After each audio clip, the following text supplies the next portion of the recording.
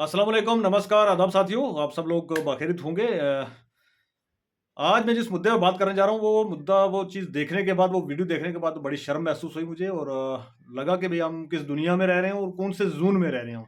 हम कभी इस वार ज़ोन से बाहर निकल भी पाएँगे या नहीं निकल पाएँगे, ये बड़ा मतलब कहना जो है वो इस टाइम पे प्रीमैच्योर मुझे लगता है कि होगा। आपने बहुत सारे वीडियोज़ ऐसे देखे होंगे जिसके अंदर आम लोगों की क्या रिस्पेक्ट है, क्या उनके हकूक हैं, क्या चीज़ें हैं रोड पे चलने के बाद, वो आपने देखे होंगे पुलिस के द्वारा और खासकर अपनी ट्रैफिक पुलिस के द्वारा कुचलते हुए तो आपने देखे होंगे।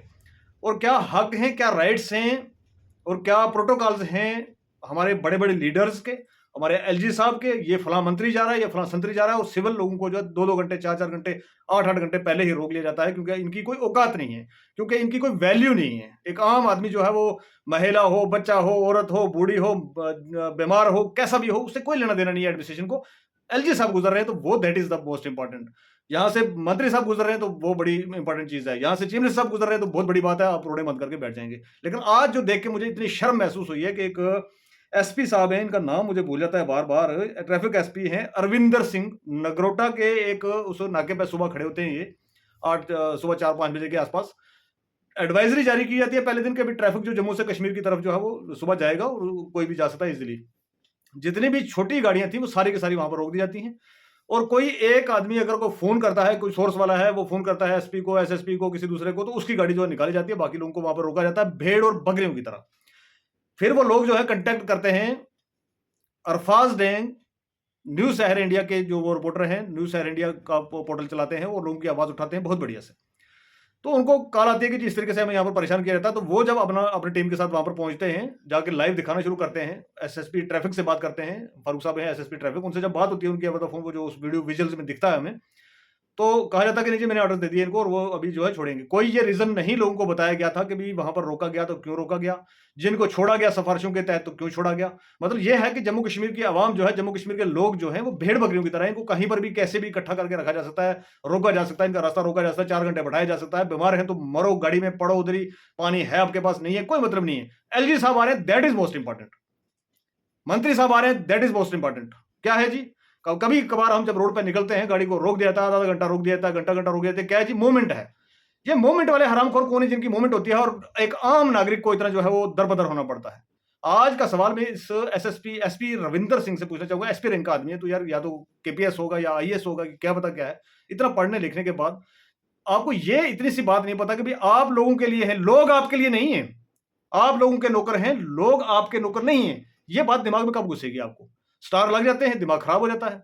और आपने आज जिस तरीके का व्यवहार जो है अरफाज डैंग के साथ किया है, कंडेमेबल, मतलब मेरे पास लफ्ज़ नहीं किस तरीके से कंडेम किए जाएँ। वो लड़का अपना काम कर रहा था, उसने वहाँ पर प्रॉब्लम्स आई, लोगों ने को जब प्रॉब्लम आई तो लोगों ने उसको बुलाया और आपने क्या कहा उसको बुला के कि भई रूम के अंदर आ, मैं तुझे देख लूँगा। क्या देख लोगे भाई और क्या कर लोगे? मतलब 4 स्टार लग गए कंधे पे तो मार दोगे किसी को भी? अगर मीडिया कर्मी के साथ आपकी इस तरीके का व्यवहार हो सकता है, मीडिया कर्मी के साथ अगर इस तरीके का आपका लहज़ा हो सकता है, तो एक आम आदमी जो बेचारा कानून को नहीं जानता, अपनी बात कैसे रखनी है उसको ये नहीं पता, उसको आप सुबह 4 बजे से लेके 11 साढ़े 11 तक 6 घंटे रोक के रखोगे वहाँ पर और फिर जो सिफ़ारिशें करने वाले आप उनको छोड़ोगे, हद है यार। ये तो हमने बहुत बार देखा है, लेकिन आज देख के दिल जला है मेरा कि भई वहाँ पर महिलाएँ, बच्चे किस तरीके से हज़ारों के हिसाब से लोग खड़े थे। अगर अरफ़ाज़ डैंग ने उनकी जाके आवाज़ उठाई तो आपने उससे क्या कहा आपने? अगर आपको कोई प्रॉब्लम्स आ रही थी, आगे कोई रोड में ब्लॉकेज था, कोई कुछ था तो लोगों को बताना चाहिए था। आपको एडवाइज़री रात को जारी करनी चाहिए थी। जग मार रहे थे क्या? ट्रैफिक पुलिस का काम क्या होता है? ट्रैफिक पुलिस का काम होता है आपको एडवाइज़री देनी है रोज़ाना, ताकि आपकी एडवाइज़री को फ़ॉलो करके लोग निकलें। हमें पता है कि भई जो जम्मू श्रीनगर का जो नेशनल हाईवे है इसमें बहुत सारी प्रॉब्लम्स हैं, प्रॉब्लम आती रहती है। मौसम खराब है तो प्रॉब्लम है, कहीं कोई अटैक हो गया तो प्रॉब्लम है, कहीं हालात के कारण प्रॉब्लम है, कहीं कुछ भी है, कोई गाड़ी उलट गई तो प्रॉब्लम है।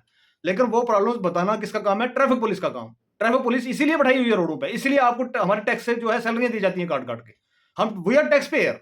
आप टैक्स पेयर्स को वहाँ पर भेड़-बकरियों की तरह खड़ा रखोगे और अगर कोई मीडिया कर्मी उनकी बात करेगा, आप उसको धमकाओगे, ये कतई बर्दाश्त नहीं किया जाएगा।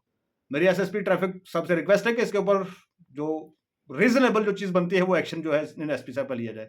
मैं डीआईजी साहब से, आईजी साहब से सबसे रिक्वेस्ट करता हूँ कि इनके ऊपर एक्शन होना चाहिए, एफआईआर होनी चाहिए ऐसे आदमी के ऊपर, ऐसे ऑफिसर के ऊपर एफआईआर होनी चाहिए। आगे हमें पता चला कि कोई प्रॉब्लम नहीं थी, इसने अपनी ईगो के अंदर आके सो रहा था ये आदमी अंदर या क्या कर रहा था, इतनी सारी ट्रैफिक को रोक के रखा था सुबह से इसने। और जब वहाँ पर मीडिया पहुँचता है, जब अरफाज डैंग उसको वीडियो क्लिपिंग करना शुरू करता है, तो उसको डराया जाता है, धमकाया जाता है और उसको ये कहा जाता है कि तुझे देख लेंगे। क्या देख लोगे भाई? आसमान थाम के रखा है क्या? छोड़ोगे तो नीचे आ जाएगा? ऐसा कुछ नहीं होने वाला। आसमान को नीचे नहीं आने देगा, हम रोक लेंगे उसको। कोई किसी को आप देख नहीं सकते, आप अपना काम ढंग से करिए। आपकी सैलरी हमारे टैक्स के पैसे से आती है, इस बात को भूलना मत कभी भी। हम टैक्स देना बंद करें तो आपकी सैलरी आना बंद हो जाएगी। यू आर द मतलब मैं कहूँगा कि भाई आप लोगों के नौकर हो। समझ आई बात की? आप लोगों के नौकर हो, लोग आपके नौकर नहीं है। कि आप जहां कहीं खड़े होंगे स्टार लगा के, जहां गाड़ी आप हर में जाके खड़ा करोगे, लोग आएंगे और रुक जाएंगे, आप उनको रोक दोगे। 4 घंटे आप सोए रहो, 4 घंटे बैठे रहो, कोई मतलब नहीं है। रात को एडवाइजरी जारी करनी थी भाई हम सुबह 11 बजे गाड़ी छोड़ेंगे। क्यों वहां पर बीवी बच्चे, छोटे छोटे बच्चे, माताएं बहनें जो वहां पर बर्बाद की खजल की, आपने 6-6 घंटे तक बैठा के वहां पर कोई पूछने वाला नहीं है आपको। और अगर मीडिया कर्मी ने कोई बात कर ली, आप उसको धमकाओगे, आप उसको मारोगे। ये इस तरीके का रवैया जो है ना, ये रवैया इन ब्लैक शिप्स का हमने बहुत बार देखा है, बहुत सारे पुलिस स्टेशन के अंदर, बहुत सारी जगहों पर देखा है। मैं रिक्वेस्ट करूंगा डीजीपी साहब से, आईजीपी साहब से, और हमारे इस जोन के जो भी डीआईजी साहब हैं उनसे रिक्वेस्ट करूंगा, हाथ जोड़ के ऐसे ऑफिसर्स को रोडों पे मत लगाएं। इनको कहीं ऐसे खुली लाइन लगा के रखें जिनको, जहां पर ये इनके सूझबूझ जो है वो रहे उस तरीके से। ये लोगों के बीच काम करने के लायक नहीं है। एक तो पब्लिक इतनी सफर हुई और ऊपर से फिर आप जो है वो इस तरीके से करेंगे एक मीडिया कर्मी के साथ, ये कदम बर्दाश्त नहीं करेंगे हम।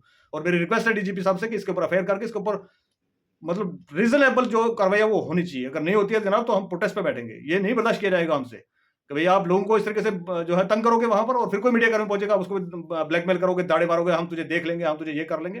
कोई कुछ नहीं देख सकता किसी का। और अरफाज गैंग, मेरी तरफ से सैल्यूट, मेरी पूरी टीम की तरफ से सैल्यूट। अच्छा काम आप करते आ रहे हो, आगे भी करते रहिए। हम आपके साथ हैं। और जो भी इस तरीके की ब्लैक शिप को किसी को तंग करने की बात करेगा, किसी इस तरीके की बात करेगा, हम उसके खिलाफ जरूर बात करेंगे, जरूर आवाज उठाएंगे।